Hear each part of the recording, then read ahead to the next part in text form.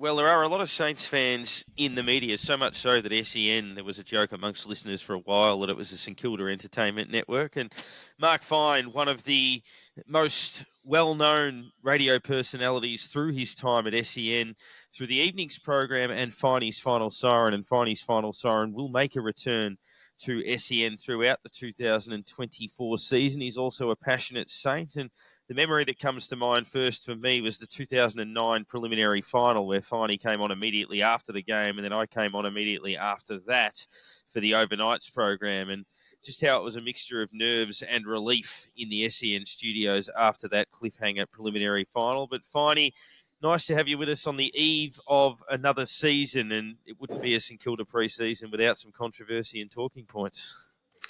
First of all, thanks for having me on. And it's funny how, I've done a bit of media over the years and I'm a bit toey for Friday night, but you come onto a St Kilda podcast, you feel like you're at home, you're amongst friends, you can say anything. And, controversy. It's funny. When, it's just escaped my mind. Who got rubbed out for 4 weeks last week? Powell Pepper. Yeah. I was thinking, what idiot goes hammer and tongs in a practice match and gets rubbed out for 4 weeks?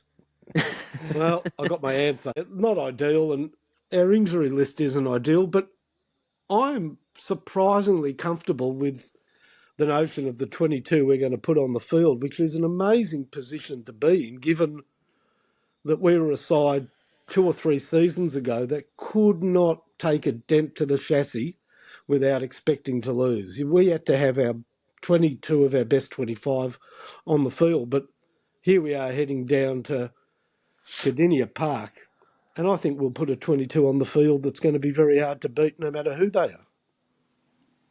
Yeah, it's really interesting, isn't it, mate, that I've been saying for a little while that you compare this generation of Ross Lyon Saints, obviously, to the 09, 10 group, and clearly the top-end talent isn't your Rewalt, Hayes, Del Santo, Goddard, etc., but it's still pretty good. Our top 6 is still pretty good when they all come to play, but our bottom 6, now depth, is probably greater than it's almost ever been. And like you said, it almost doesn't matter if we have a couple of injuries or someone gets robbed out. It's kind of next man up, and you kind of trust them to be able to do the job. But I was thinking that Jimmy Webster's potential suspension, we know he's going to be suspended. We don't know how long for yet. But Parker, I was saying to you just off air that the suspension is probably worse for him than it is for the footy club, because there's probably 3 or 4 blokes ready to take that step up and fill a halfback flank or small defender type role. Jimmy Webster's out of contract. Does he come back into the team? Well, I mean, we've got more halfback flankers, which I used to use as rhyming slang, than a Chapel Street nightclub on Saturday night. I mean, I was trying to work out actually how it would work out, given how impressive Riley Bonner's been, how solid Liam Stocker is. You got Naz. We might not have Sinclair for the start of the season, but there's, you are spot on. If I was Jimmy Webster, I'd be thinking that I have shot myself in the foot. I'm going to be coming from a long way back, because I reckon that position is filled, and he was always going to play. I'm still worried about, and Geelong's got a really dangerous small forward setup, so I'm not quite sure, because he would have taken one of the small forwards, but they're just going to have to negotiate that. It's interesting, that not that he's groomed yet, not that he's ready yet, but I think in the not too distant future, Riley Garcia could be a perfect small forward lockdown defender. But, I mean, gee, you have a look at that back line and there's going to be some new faces in it, no matter what, including the big kicker from Tasmania might get a chance. Who knows? So we're talking about the players we're bringing in, that sort of thing. Do you see us more bring in players and trying to evolve a team around what we've recruited, or bring those recruits in to blend into what we're already trying to do? Which kind of way you reckon he's going to go this year? Well, he might not have an option round one, might the fact is that we've got injuries across the park. It's sort of really unfortunate for Paddy Dow because there might have been an opening there. I'm not sure where Crouch is.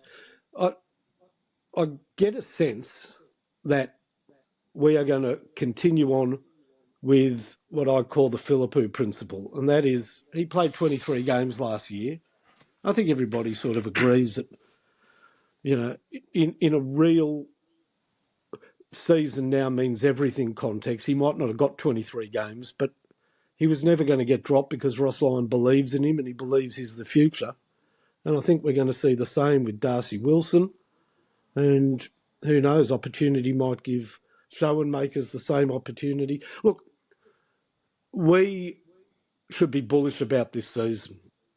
Who are we scared of? Well, hopefully nobody because we played them all in the first 5 weeks. So we'll know. But I think it's still a foot in either camp. One, have a shy at the stumps this year, but we are building the sort of list that is going to be formidable in 2 to 4 years. So can you do both? Ross can, I can't.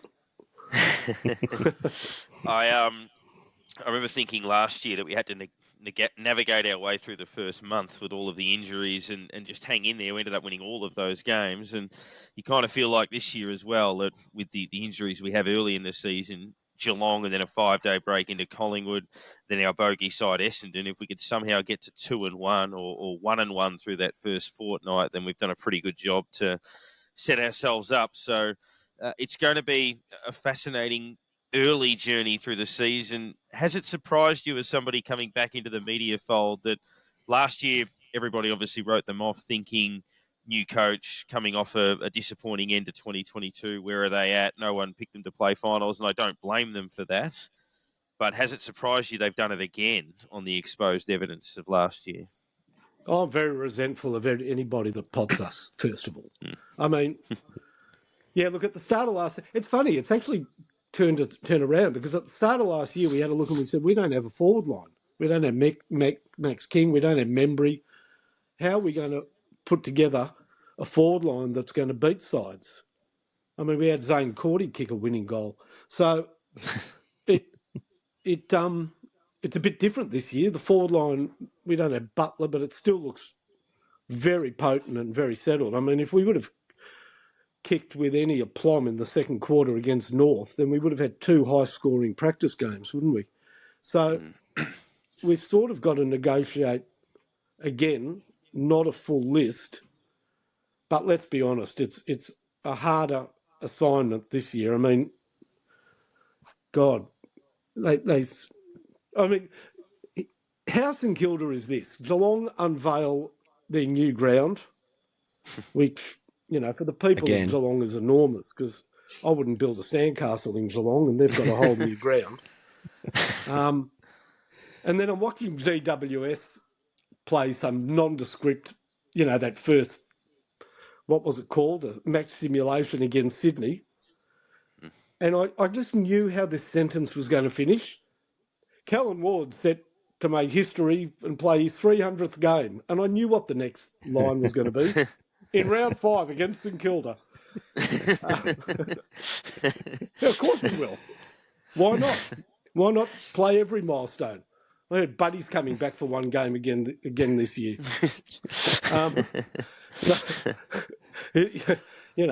So it's a tough assignment, these opening games, but we'll know where we're at. And by the way, I'm not scared by what happens anyhow. I don't think Essendon's our bogey team. I don't think Essendon would be Port Melbourne's bogey team, to be honest. I've got strong opinions on their recruiting. Carlton were way off the pace and made the preliminary final. I don't care. I really believe that we have got a list that at some point this season is going to make people say, this is a very hard team to beat. This is a really powerful lineup. I really believe that. I mean, we played an entire year without a functional or practical forward line last year. We still had injuries around the ground, and we were learning a different game style, and I thought we were fantastic. So I don't really care what. Look, here's what's going to happen. At the end of the season, there's a final 8, and people say, who's going to make the 8 the next year? No one's just going to say it's going to be the same 8. You know, you're not paying the Kane Corns of this world not to have an opinion. And you look at that final 8, and you're probably going to look at us as a potential team to drop out. But that's only historical bias and maybe a bit of prejudice. I can say that on this podcast, at least. I won't say it on Friday night. No, we want you to. We want you to. Yeah. That's the good listening. Look, am I getting too excited? I have us top 4.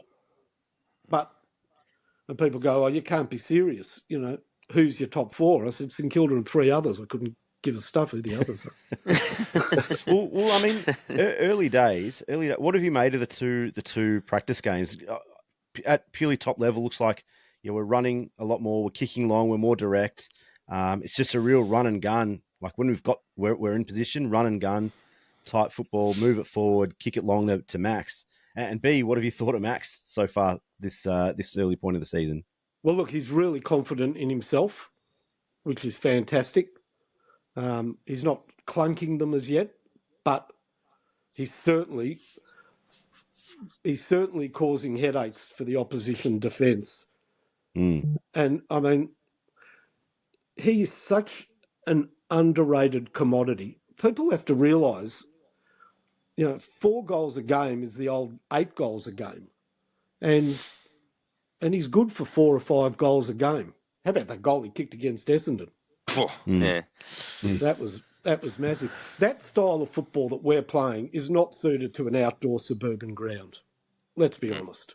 It was windy both weeks. There's a lot of distractions at Moorabbin. Is that Ferris wheel? They took that away. I think that was there for the women's game. It was there for the Very women's, distracting. yeah. But you just translate or you transpose that to Marvel, and it could be marvellous. So yeah, I'm really looking forward to watching Henry play for the entire season. Darcy Wilson looks great, and we've got a steady midfield. I think Jack will be much better this year, the skipper. We haven't seen Sinclair. I mean, Sinclair fits into that style of football so beautifully with his delivery, and we've got a much better. It's a much more practical forward line with Tim Membry playing as his style of hit-up forward than having Caminiti and Max in the same team because, I mean, Anthony Caminiti's raw and he did provide headaches for defenders and fellow forwards alike sometimes during the last season. So I just think it works really well with Sharman down there. I'd love to see Butler working at their feet. That'll happen. And, of course, one day Lance Collar. It's the right sort of mix, isn't it? So I was going to talk about Sharman. I was going to say, do we think he's someone that could fly under the radar and cause a lot more damage than what he has previously? When last year he seemed to be on the outer. I don't know whether Ross wasn't a fan of his or whatever, but he through injury pushed himself back into the team and showed a little bit. And pre-season so far, he's flying for every ball. He's holding the marks. He's kicking the ball as straight as he ever did. Think he could be a bit of a sneaky to cause a bit of damage to teams over the season? He is, to me, I mean, I've just obviously have nightmares from 1997, and I know he's not Shane Ellen, but he is exactly the sort of forward, the third forward in a final, that is a match winner. He doesn't need a lot of kicks at goal. He's a beautiful kick. I reckon he's the second best set shot of any forward in the competition. I'll ask you guys. I reckon he's the second best. Who do you reckon the best is? He's good. I don't know, Nick Larkey. Nick Larkey's up there. Yeah. Yeah. Tex Walker's up there. Yeah. Tex Walker's up there. I love Logan McDonald. God, he's a beautiful kick. Yeah, he's good. Yeah. The So other maybe the other fifth, bloke at maybe West the Coast fifth goes best. all right. Oscar Allen's okay, but no, I think Sharman's right up there. Yeah, I'm saying, but it's good to have a good, reliable set shot at goal because he doesn't need a lot of opportunities. He can really leap. Remember that period he played in the backline under Brett Ratton? He performed some of the highest leaping one-armed spoils I've ever seen. He actually didn't look out of place there. So, Rocket said and he was going to take mark of the century on this podcast a couple of years ago. yeah, possibly. I mean, I love when a big man takes a big mark. There's something special about somebody tall getting right up there. But it's funny, you look at our side, and people have been rightly critical of a couple of fundamental errors we made at the top of the draft. I mean, if there's a good case to say that the two best players in the competition are Bontempelli and Petrarca, and we bypassed both of them. But our bottom end drafting, I mean, have a look at the All-Australian team last year and the squad. We had 3 guys in the squad and they were all rookies. I mean, it's incredible. And then our mid-season drafting has been phenomenal as well. And to pick up a rejected player from the bottom team of the competition in Mason Wood and see what sort of footballer he is, I think Stocker's going to have a really good season. He's fully fit and he's actually a leader out there. He's very courageous. You throw Jack Hayes in, who could have been anything except his body won't let him.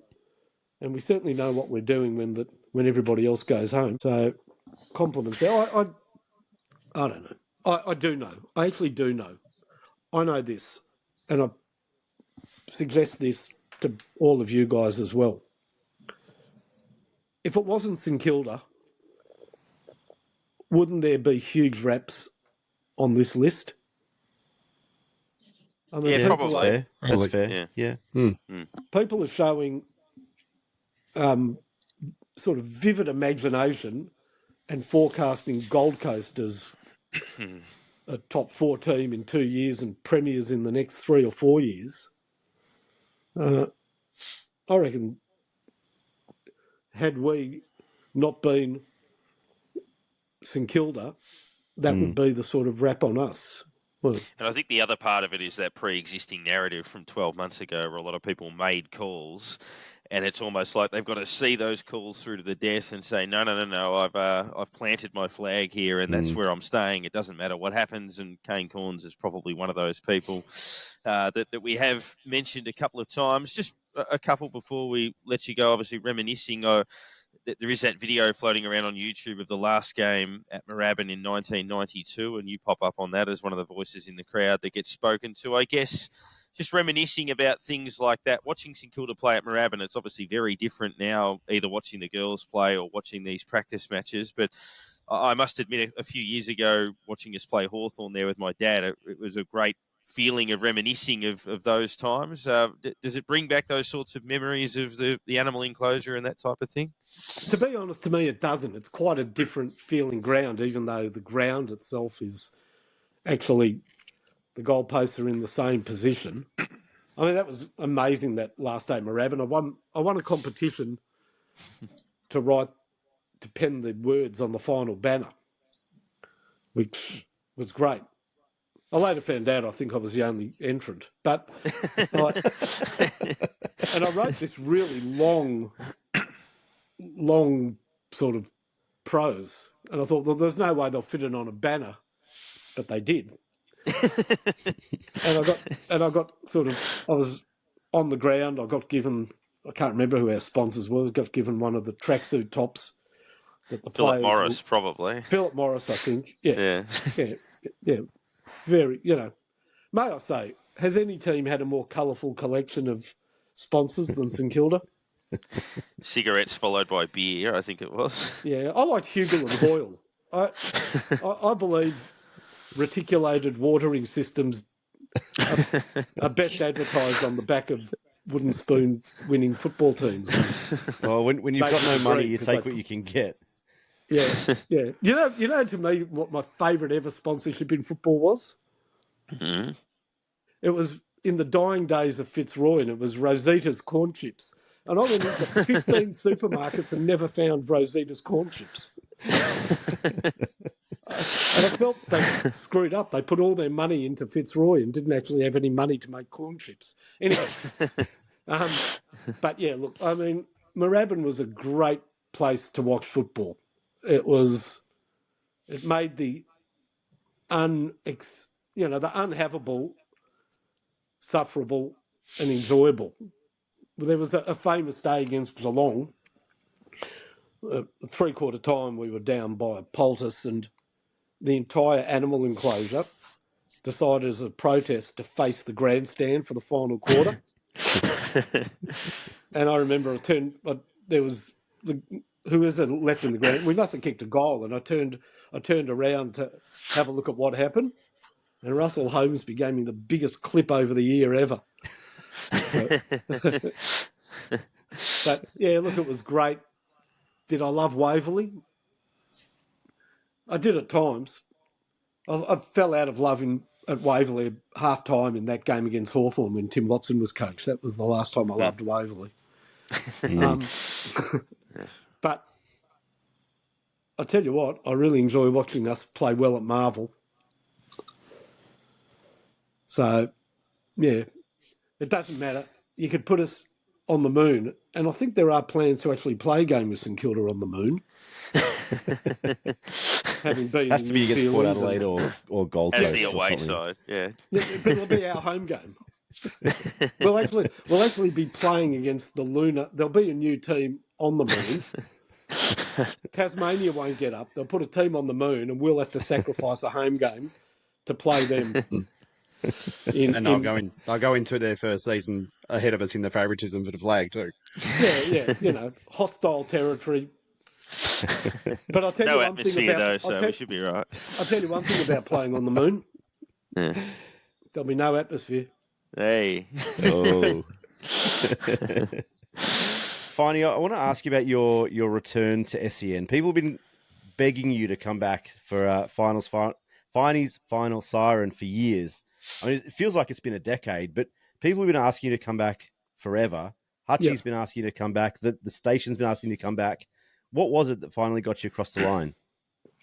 Look, my wife and I bought a deli just over 2 years ago. And it's been a great business, very hard work. We've just done a full reno. So we've sort of put that to bed. And not to bed, it's still, but we've got that where we want it, and it's really humming along nicely. Lenny's in Caulfield North? Caulfield North. And so they approached me and I said, you know what? I work so hard during the week, but if you're willing to throw me a bit of coin, and I asked for a couple of ads a day, 7 days a week for the duration of the footy season for the shop, I thought that'd be really worthwhile. And they came to the party, so we're doing that. I mean, I've got to tell you, I'm a bit nervous. A lot of people really expect me to come on there, and they remember me being very abrasive and, having a crack. Well, that only can happen organically, because if I just come on and the first caller goes, "It's great to have you back," and I say, "You're a dickhead, mate," it's not going to be genuine, is it? So, for most part, I ran that show respectful of the callers, and I like talking football, and I like talking football from hopefully with the callers with a passion and with some sort of insight. I am, though, reminded. Do you remember John Bennett played for St Kilda? Yeah, had a very good career. Yeah, you see, John Bennett played for St Kilda. Then he went to the Bulldogs. And he came back to St Kilda. But he was never the player when he came back as he was when he first played for us. And I'm just hoping I don't do a John Bennett and lose something in the translation. I mean, the same happened to Heath Black. He was never the same player when he went back to Fremantle. So, True. look, Yeah. it's 2 hours. it's great fun. I think there's only one St Kilda game, which is good and bad. Good because it's hard to be unbiased. Actually, do you know, a lot of the time, most of my criticism came from St Kilda supporters claiming that I overcompensated and was hard on St Kilda. But, Yeah, I mean, I can imagine that.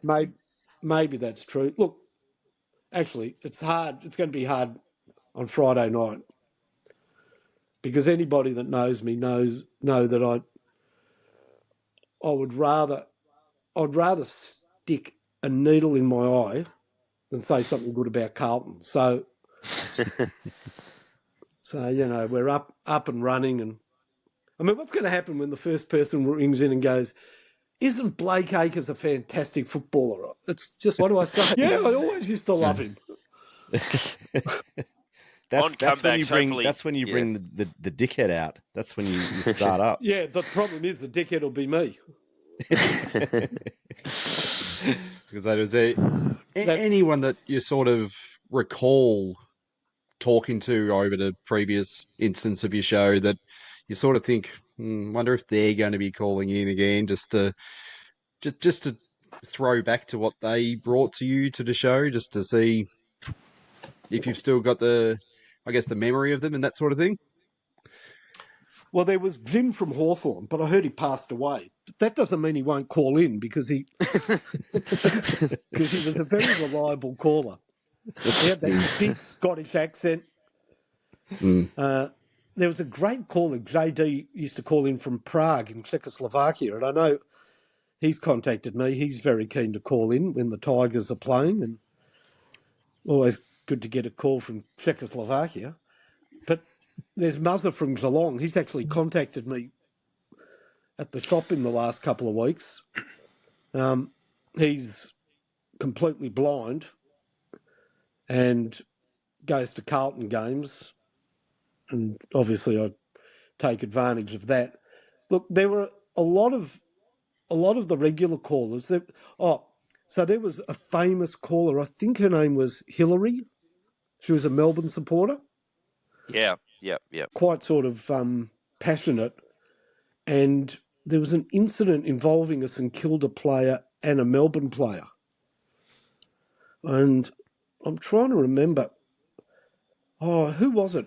It was similar to the Jimmy Webster incident, where one of our players took one of their players out. She rang up and responded in kind, even though she was in her 70s. And I felt so bad at the end of the call, having really torn shreds off her, that I gave her a $100 voucher to Sexyland. Which next week she rang up and said she went and availed herself of some product. So, yeah, I mean, one of my favourite. So I would later find out, and this is fantastic, that a lot of the coaches listened. The umpires definitely used to listen. Dennis Cometti apparently used to love the show, listening on the way home from calling the games, and that's, that is humbling to. I know that both the Scott brothers used to listen to it because it was a great way to gauge how your supporters felt, and umpires would get an idea of how their umpiring was received by the crowd, which was always terrible.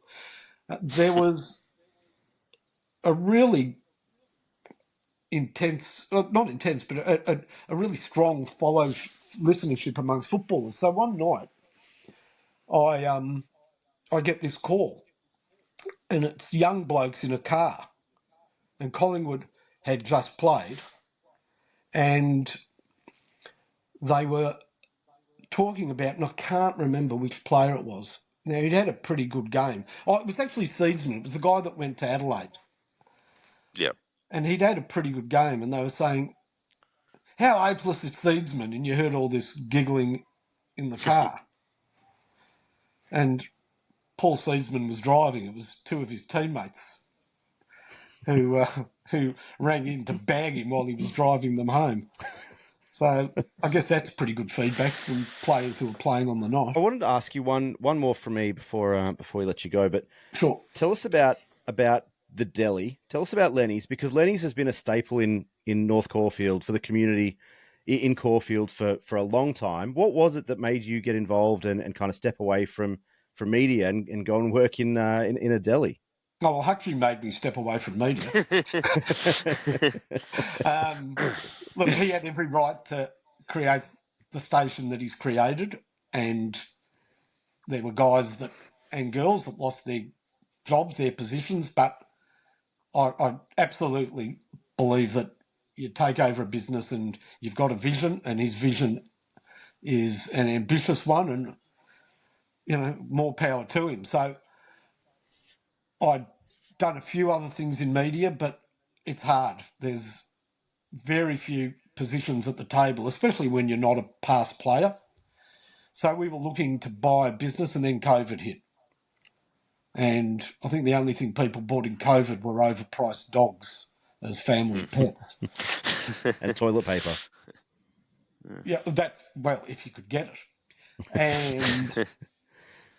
And we come to the end of COVID, and I've been doing a bit of work here and there, but not a lot. And me and my missus are in bed. We share the same bed. It's quite normal. It was Sunday morning, and, couples used to read the papers on Sunday morning, but she was going through her socials, and I was just checking the overnight soccer scores. And she said, "Oh, Lenny's is up for sale." Now, Lenny and Lenny's has been a mate of mine for 35 years. I played cricket with him.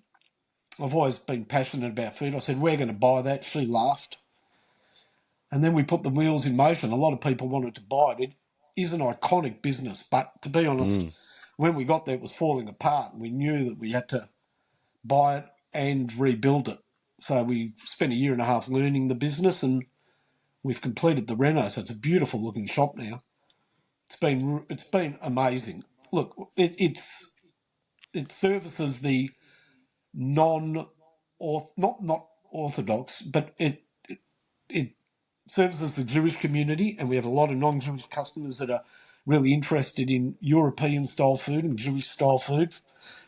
If you're not feeling well, chicken soup is good for everybody.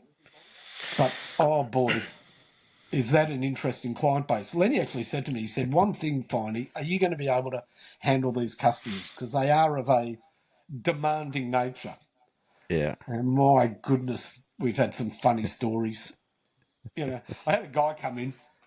It's a big shop, and we're doing the reno, about to start the reno, and he goes, I got a really good idea for you, what you should do with half the shop." I said, "What?" He said, "You should sell tyres." I said, "What? Why would I sell tyres in the shop?" He goes, "Because my son is importing tyres from South Africa, and I think you should sell tyres." And I've had so much advice from everybody what I should do with the shop. And it's like, me. I said, "Not really."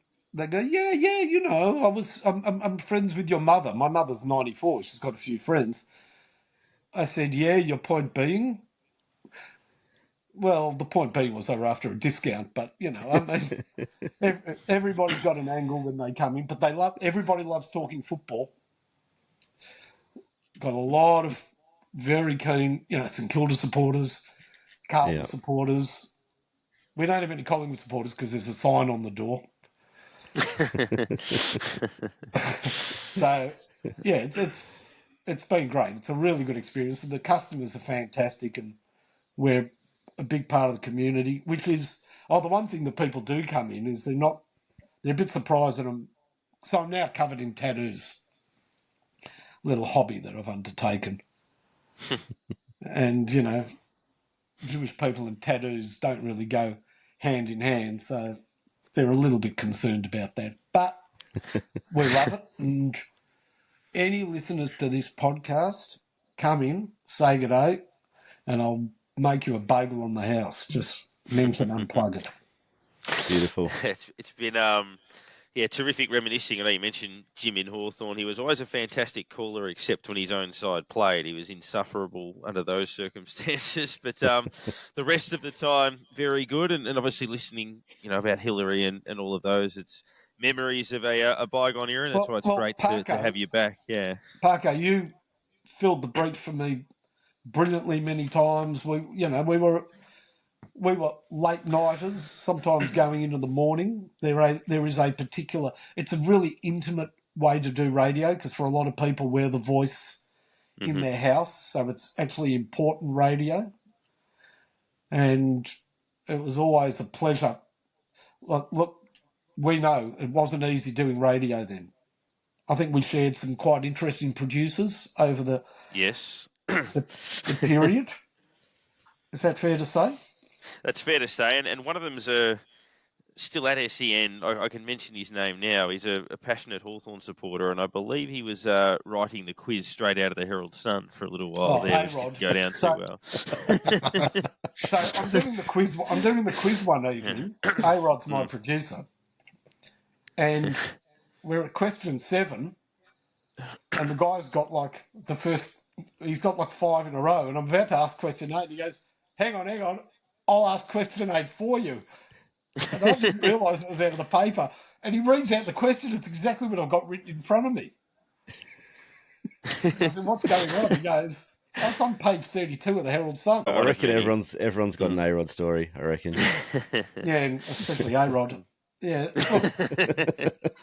Exactly right. Yeah. I mean, there were some great producers as well. Braden Ingram, of course, who's Channel 9? Channel 9, correct, yep. Yeah, and he's a great bloke. And I mean, Spider was hilarious. The great Matthew Lee, passionate doggy supporter.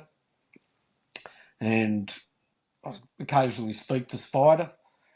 Yeah, there were and launched a few, and not just off air, but we had on air guys. For example, I started. Nigel Carmody did his first media with the evening program, and you'd know Nigel quite well, Darren, through racing and Tom Brown.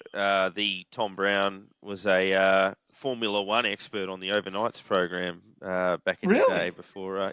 Which quite a little known tidbit on him. So that he was an expert on something, sure. Well, maybe that's where the past should have stayed. But no, that's actually not fair. He was actually pretty good. He copped the rounds of the kitchen, but he certainly broke a few stories. Yeah. One name that's thrown to be Teo. He's doing A-League. Oh, what is Teo? Teo was fantastic. I think he might. Was it Teo that fell asleep overnight? Yes, he was one who did that. That's for sure, and he gets reminded of that reasonably frequently. But it is a common thing when there's no one else in the building that can indeed happen. So. Oh yeah, it's not unreasonable to fall asleep on your own radio program. Who hasn't? Let's be honest. We put our listeners to sleep. Aren't we allowed to go to sleep? I must admit, I never fell asleep on overnights, but I did have some long blinks that might have gone for 15 seconds or so. So I would have got close. But it was a challenging experience. You know the greatest thing that happened on overnights? Yeah, there's a few. There was a few. Well, this was which one are you going with? When Spider was producing for Shebexter. Yeah, I reckon there'd be a few on that as well. And announced and with great authority passed on the information of the passing of Kevin Murray. And then Kevin Murray's wife rang and said, I just made him soup. He's sitting next to me here, like he's not dead. They had about an hour of tributes. Yeah. Spider put together a little audio package of some highlights of the late Kevin Murray. That was very amusing when his wife rang. I just hear he's passed. He's just had his supper. And it was very, very amusing. So to finish off, last year with the 150th year, we were asking everyone their favourite memories and that sort of thing. But I think this year we might go forward and ask you, what is it you're most looking forward to with what we've got at the moment, or what could be coming, or what do you think? Where could we take it? Here's the problem. I had a vision once. So I sort of went to a place and I realised St Kilda's going to win a premiership the day after I die. Now, I've had that same feeling. So. yeah, you're a lot younger than me. I think Okay? there won't be any members the year after we do it. Yeah, well, the 2 days after we do it. So I actually believe, now, call me crazy, and I've not had this feeling a lot following St Kilda. I'm talking, for 25 years, I just prayed we'd make a final. I really think that Ross Lyon is going to coach the premiership at St Kilda. And why do I believe that? I cannot believe that there's negative press around Ross as a coach. I mean, he took us to the absolute precipice. People talk about the bouncing ball with Milne. I can tell you, if Sam Fisher would have seen Justin Koschitzky run Spot onto the on. ground, we win a Yeah. premiership. Yes. So, Or if Lee Montagna has a shot instead of centering it late, that's another one. yeah, and the year before we actually played better, to be honest. Yeah. So he can't do any more than that. I don't think Fremantle has such a stellar history to poo-poo the fact that he got them into a grand final. So we're talking about And if a couple of them had kicked straight too. A couple of them had kicked straight. Yeah, I'm saying that that's exactly right. They had them for a period in that game. They were all over them. So I really believe Ross Lyon is going to be a premiership coach at St Kilda. He's so driven. He so believes that is his football calling. So I just need to stay healthy. I am healthy at the moment. Stop vaping. Yeah, that's right. You heard it. You heard me. Vaping. Just cross at the lights, keep my cool in traffic, and I really believe that they can deliver unto us. And it's a pity you didn't ask me for the 150 year what my great St Kilda memory is. You can jump in, yeah. Well, St Kilda has had a colourful history, and I immerse myself in the history. I love the prehistory of the AFL. I've got these magnificent books by, I can't remember his name, on the formation of football. And do you know we once kept Footscray scoreless in a game in the VFL before the VFA, before the VFL was formed? I take pride in that. But I do believe we've had some of the greatest names ever to play the game have played for St Kilda. And of all of those great names, do you know the greatest name ever to play the game? I think he played 5 games for St Kilda.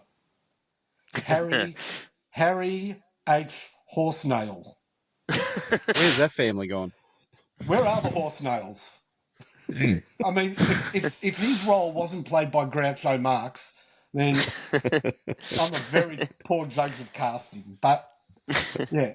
So for the club that gave us Harry H. Horsenail, sky's the limit.